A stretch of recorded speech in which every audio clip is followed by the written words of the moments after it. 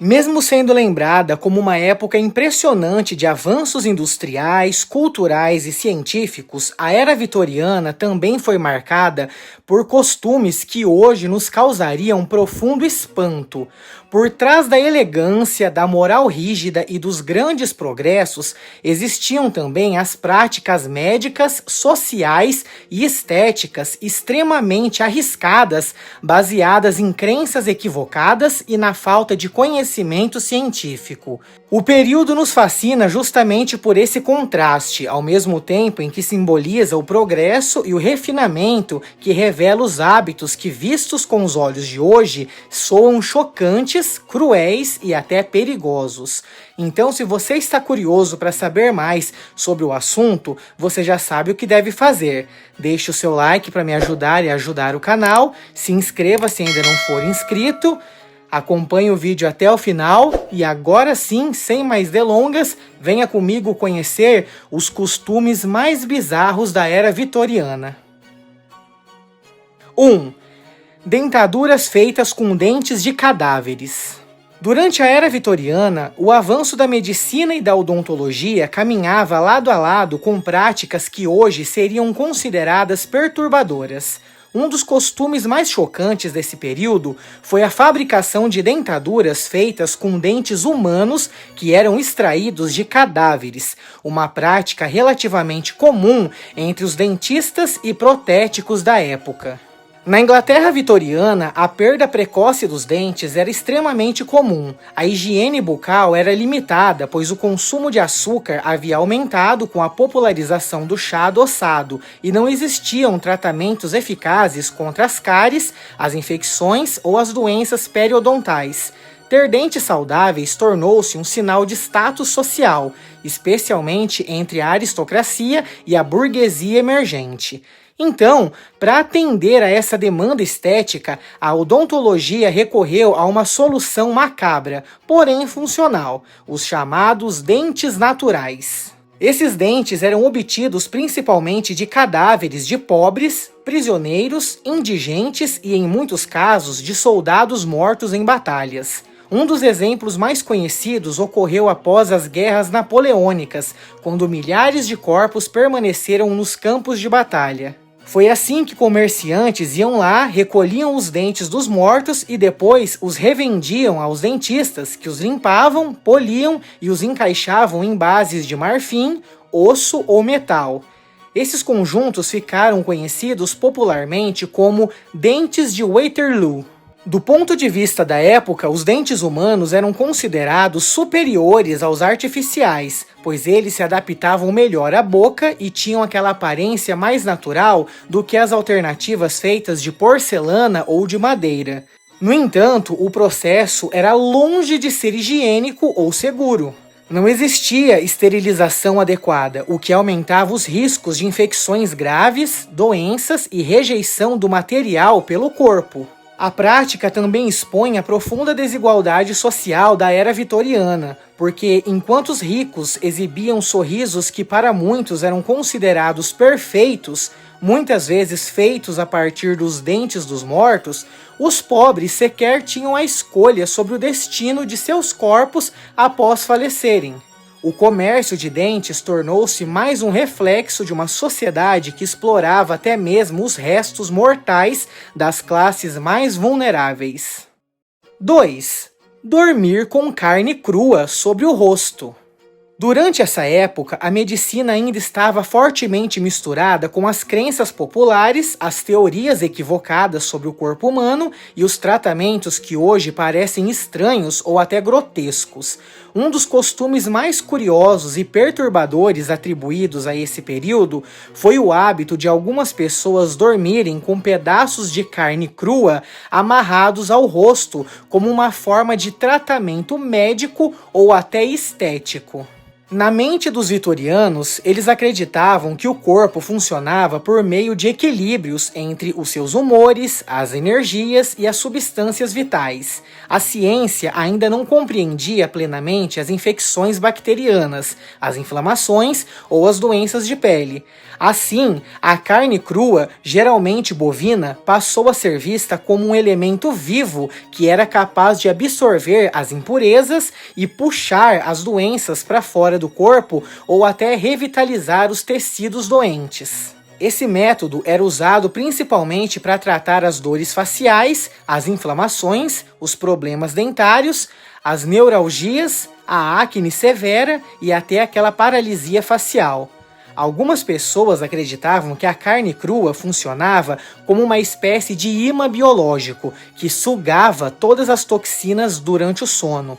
Ao acordar e a carne estar ali escurecida ou com um mau cheiro, ela era interpretada como uma prova de que a enfermidade havia sido retirada do corpo da pessoa. Esse costume também revela o desespero diante da falta de tratamentos eficazes. Isso porque os antibióticos ainda não existiam, as anestesias eram limitadas e as infecções simples podiam ser fatais. Em um contexto onde a dor era constante e a medicina oferecia poucas soluções reais, as práticas alternativas, mesmo desagradáveis, elas eram aceitas com naturalidade. Além disso, havia uma forte obsessão vitoriana com a aparência respeitável. Problemas visíveis no rosto eram motivo de vergonha social. Assim, qualquer método que prometesse restaurar a pele ou aliviar as deformidades era rapidamente adotado, especialmente entre as classes médias e altas. Tudo que eles queriam era ficar bonitos e jovens. 3. Engolir larvas de tênia para emagrecer. Naquela época, a obsessão com a aparência, o autocontrole e a elegância levou muitas pessoas, especialmente as mulheres da elite e da classe média, a adotarem práticas extremas para manter um corpo considerado adequado e perfeito. Entre esses costumes, um dos mais chocantes foi o uso desequilibrado de larvas de tênia com um método de emagrecimento. Na sociedade vitoriana, a magreza era associada ao refinamento, à disciplina moral e ao status social. Comer em excesso era visto como vulgar, enquanto um corpo esguio transmitia delicadeza e superioridade. No entanto, manter esse padrão era difícil em uma época em que as dietas balanceadas não existiam e o conhecimento médico sobre o metabolismo era praticamente inexistente. Foi nesse contexto que surgiu a ideia de comer as larvas de tênia, acreditando que esse parasita iria consumir parte dos alimentos que depois seriam ingeridos pelo humano, ajudando assim manter o peso baixo sem grandes esforços, sem ter que fazer muitos exercícios e se cansar. Essas larvas, elas eram comercializadas de forma quase clandestina, muitas vezes disfarçadas como pílulas redutoras ou tratamentos naturais para o controle do apetite. A prática não era oficialmente endossada pela medicina, mas ela circulava em revistas, panfletos ou conversas privadas, sobretudo entre as mulheres pressionadas pelos rígidos padrões estéticos da época. O que se ignorava ou se preferia ignorar eram os riscos graves à saúde. A tênia podia causar as dores intensas, fraqueza extrema, anemia, desnutrição severa, convulsões e até levar a mulher à morte. Em vez de promover elegância, esse parasita frequentemente levava à deterioração física e ao sofrimento prolongado. Mas ainda assim, o medo de ganhar peso e de ser socialmente rejeitada fazia com que algumas pessoas aceitassem esses perigos de forma silenciosa. Então, esse foi mais um costume que revela aquele lado sombrio da era vitoriana. Uma sociedade que exaltava a moral, a ordem e a aparência, mas que empurrava indivíduos, especialmente mulheres, a sacrificar a própria saúde em nome da estética e da aceitação social. Eles preferiam a beleza do que a vida. 4. Fazer sexo com amor para evitar gerar filhos feios. Naquela época, a sexualidade era cercada por silêncio público, moral rígida e uma intensa produção de crenças privadas sobre a reprodução, a hereditariedade e a aparência física. Nesse contexto, surgiu a ideia, hoje reconhecida como pseudocientífica, de que certas técnicas e comportamentos durante o ato sexual poderiam influenciar a beleza, a saúde e até o caráter dos futuros filhos, evitando que essas crianças nascessem consideradas feias ou degeneradas.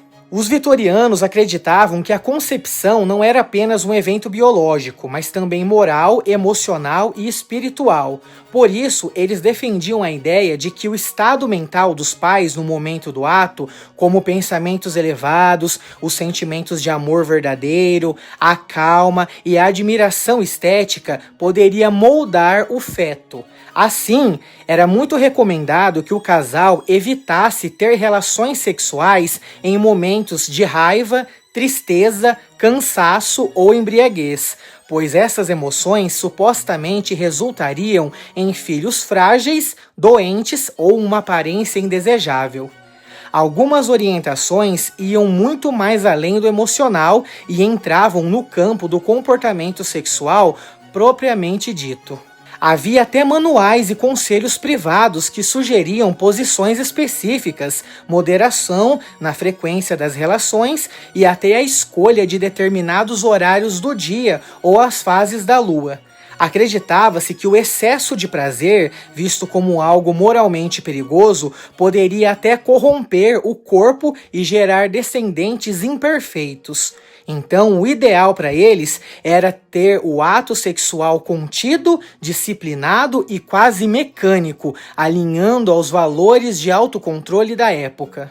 Hoje, nós vemos isso como uma loucura, mas essas ideias estavam profundamente ligadas às teorias iniciais de hereditariedade e degeneração que eram muito populares no século XIX. Antes do avanço da genética, muitos acreditavam que características físicas podiam ser moldadas diretamente pela conduta dos pais, especialmente da mãe. Por isso, as mulheres é que carregavam grande parte da culpa social caso algum filho nascesse com alguma deformidade, alguma doença ou simplesmente não correspondesse aos padrões estéticos vigentes. Sempre a mulher levava a culpa. 5. Joias criadas com o cabelo do cadáver do marido. Entenda que naquela época a relação com a morte era profundamente íntima, ritualizada e visível no cotidiano. Diferente da sociedade moderna, os vitorianos eles não escondiam o luto, eles o vestiam, o exibiam e o transformavam até em lembrança material. Nesse contexto, surgiu um costume bem singular e carregado de simbolismo. As mulheres que teciam o próprio cabelo junto com o cabelo dos seus maridos que haviam acabado de falecer, somente para criar joias de luto. Isso acontecia porque o cabelo possuía um significado especial na cultura vitoriana. Ao contrário de outras partes do corpo, ele não se decompunha rapidamente após a morte. Então ele era visto como um elo físico entre o mundo dos vivos e o mundo dos mortos. Por isso, fios de cabelo dos entes queridos eram cuidadosamente preservados, guardados em relicários ou até transformados em anéis, broches, pulseiras e colares. Então, quando uma mulher perdia o marido, o luto exigia não apenas dor emocional, mas também demonstração pública de fidelidade eterna. Tecendo seus próprios fios aos do falecido marido, essa mulher criava uma joia que simbolizava a união que nem mesmo a morte havia rompido. O entrelaçamento dos cabelos representava votos mantidos além da vida, um casamento perpetuado no silêncio da ausência. Essas joias eram frequentemente usadas durante o longo período de luto, que podia durar até anos. Além do valor simbólico, elas funcionavam como uma forma de consolo íntimo. O toque da joia contra a pele lembrava constantemente a presença do marido, oferecendo conforto em uma sociedade onde o luto feminino era esperado, mas o sofrimento emocional raramente verbalizado. 6. nunca se casar com pessoas que tivessem traços semelhantes. Naquela época, o casamento era visto como algo de muito respeito e cheio de laços morais e quase científicos. Em um período marcado por rígidas convenções e por várias teorias incipientes sobre hereditariedade, surgiram crenças curiosas e hoje infundadas sobre a escolha do seu cônjuge. Entre elas estava o costume, seguido por algumas famílias, de evitar casamentos entre pessoas que tinham a mesma cor de olhos ou até a mesma cor de cabelos. Essa prática estava ligada à ideia de que características físicas semelhantes, quando combinadas, poderiam resultar em descendentes fracos, doentes ou até esteticamente inferiores. Ou seja, um loiro nunca deveria se casar com uma loira, um ruivo nunca deveria se casar com uma ruiva, um moreno nunca deveria se casar com uma morena. E a mesma coisa acontecia em relação aos olhos e também à cor da pele. Antes da compreensão moderna da genética, eles acreditavam que a mistura de traços contrastantes, como os cabelos claros com os cabelos escuros, ou os olhos azuis com os olhos castanhos ou pretos, produziria filhos mais saudáveis, mais fortes e mais bonitos. Essa diversidade física era vista como sinal de equilíbrio biológico, enquanto a semelhança excessiva despertaria aquela desconfiança. Além disso, a sociedade vitoriana era profundamente influenciada por teorias de degeneração e pelas primeiras discussões sobre hereditariedade, muito antes do surgimento da genética mendeliana. Embora essas ideias não fossem cientificamente comprovadas, elas circulavam em livros, palestras, jornais e conversas domésticas, moldando as decisões íntimas como o casamento. Havia também um componente simbólico e social. Casar-se com alguém fisicamente muito parecido podia ser visto como algo estranho ou até moralmente suspeito, porque isso lembrava laços de parentesco. Essas crenças influenciavam principalmente as classes médias e altas, onde o casamento era cuidadosamente planejado e supervisionado pelos pais. Então, a aparência física, assim como a posição social, o sobrenome e a fortuna, era analisada como um critério importantíssimo para a união ideal. Amor, quando existia, vinha só depois da aprovação social. 7. Comer biscoitos da beleza. Naquela época, a busca pela beleza feminina era marcada por sacrifícios extremos e por uma confiança perigosa em produtos que hoje seriam reconhecidos como tóxicos. Entre os costumes mais alarmantes atribuídos a esse período está o consumo de biscoitos que continham chumbo, que era um metal pesado, venenoso e era ingerido por algumas mulheres porque elas acreditavam que esse material realçava a beleza de todas elas. A sociedade vitoriana valorizava uma aparência muito específica, que era o quê? A pele pálida, os traços delicados, o corpo frágil e o comportamento contido. A palidez, em especial, era associada à elegância, à pureza moral e à distinção social, pois isso diferenciava as mulheres da elite daquelas que trabalhavam ao ar livre, ou seja, mulheres da roça, para ser mais direto. Para alcançar esse ideal, muitas mulheres recorriam a cosméticos, loções, pós faciais e, em casos mais extremos, produtos ingeríveis que pretendiam clarear a pele e purificar o corpo. O chumbo era amplamente utilizado na época, tanto por desconhecimento quanto por negligência quanto aos seus efeitos nocivos.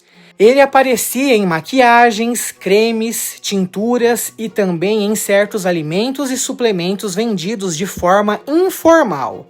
Alguns desses biscoitos embelezadores eram divulgados como capazes de melhorar e suavizar a pele e também reduzir imperfeições, mesmo sendo na prática lentamente tóxicos. Os efeitos iniciais do envenenamento por chumbo era a palidez acentuada, a perda de apetite e o emagrecimento.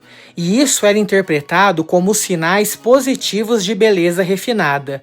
No entanto, o uso contínuo desse produto causava as dores intensas, fraqueza, queda de cabelo, problemas neurológicos, infertilidade e, em muitos casos, a morte. Mas ainda assim, a pressão social era tão intensa que algumas mulheres preferiam arriscar a própria saúde e a própria vida do que serem vistas como mulheres comuns ou descuidadas por conta da sua aparência. Esse costume revela mais um lado que era cruel nesses padrões estéticos vitorianos. A beleza feminina era tratada como um dever moral e o corpo da mulher tornava-se um território de experimentação perigosa, onde sofrimento era normalizado e até romantizado. 8. Desmaiar para se expressar. Saiba que naquela época as emoções eram rigidamente controladas em público, especialmente entre as classes médias e altas. Demonstrar raiva, desejo ou tristeza daquela forma direta era visto como falta de educação e até fraqueza moral. Nesse contexto de repressão emocional, surgiu ou ao menos se consolidou um costume bem curioso, que era o desmaio como forma de expressão social, especialmente entre as mulheres. Desmaiar, na mentalidade vitoriana, não era apenas um evento físico, mas também um ato simbólico. Ou seja, quando uma mulher perdia os sentidos diante de uma notícia chocante, ou de uma emoção intensa, ou de uma situação socialmente constrangedora, isso era interpretado como sinal de sensibilidade extrema, delicadeza e refinamento emocional. Diferente de um choro escandaloso ou de uma reação exaltada, o desmaio era visto como uma resposta aceitável e até elegante. Ou seja, era mais bonito desmaiar do que chorar. Vários fatores contribuíam para que esses desmaios fossem frequentes, como o uso constante de espartilhos apertadíssimos que dificultavam a respiração e até comprimiam os órgãos internos, somado a dietas pobres em nutrientes, ambientes abafados e longas horas em pé. Isso tornava muitas mulheres fisicamente propensas a perder a consciência. No entanto, além das causas médicas, havia também um valor social atribuído ao ato. Em uma sociedade que limitava drasticamente a voz feminina, o desmaio funcionava como uma forma silenciosa de comunicação. Ele permitia expressar o choque, o medo, o luto, a ansiedade ou até os protestos sem ter que quebrar as normas de um decoro. Um corpo que cai inconscientemente dizia tudo aquilo que a boca não poderia dizer. A literatura e o teatro vitoriano ajudava a reforçar esse comportamento, retratando heroínas frágeis que desmaiavam diante de revelações dramáticas. Esses episódios tornaram-se quase esperados em certos contextos sociais, especialmente em funerais, salões lotados ou momentos de grande tensão emocional. Mas, com o avanço da medicina, da psicologia e das transformações sociais no final do século XIX e com a entrada do século XX, esse desmaio deixou de ser romantizado e passou a ser compreendido como um sintoma físico ou emocional, e não como uma virtude. E assim, as mudanças na moda, como o abandono gradual do espartilho, também reduziram a sua frequência. Mas e você? O que você tem para me dizer sobre tudo isso que eu mencionei aqui? Você sabia de tudo o que eu acabei de lhe contar? Sabia sobre essas ideias que passavam na cabeça dos vitorianos? Se você não conhecia algumas dessas curiosidades sobre os costumes e os hábitos dos vitorianos, deixe aqui nos comentários o que você achou. Qual deles para você foi o mais grotesco e chocante, porque eu quero saber. Deixe o seu like para me ajudar, se inscreva no canal se você não for inscrito e com certeza compartilhe esse vídeo com seus amigos que também vão gostar do assunto. Um grande beijo, um grande abraço e até a próxima!